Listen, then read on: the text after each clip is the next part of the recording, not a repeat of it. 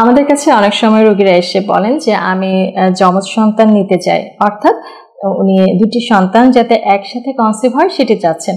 আসলে এটি চিকিৎসার মাধ্যমে কখনোই কনফার্ম করে বলা সম্ভব না যে এই চিকিৎসাটির মাধ্যমে ওনার যমজ সন্তান হবে। আবার অনেকের একটি ভুল ধারণা আছে যে আইভি বা টেস্ট টিউব চিকিৎসার মাধ্যমে যমজ বাচ্চা নেওয়া সম্ভব হবে।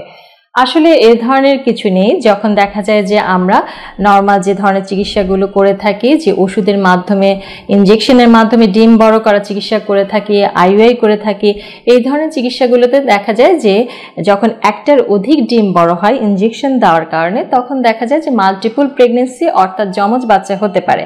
আবার আইভিএফে যখন আমরা একটির অধিক ভ্রূণ প্রতিস্থাপন করে থাকি, তখনও দেখা যায় যে যমজ বাচ্চা হওয়ার সম্ভাবনা বৃদ্ধি পায়।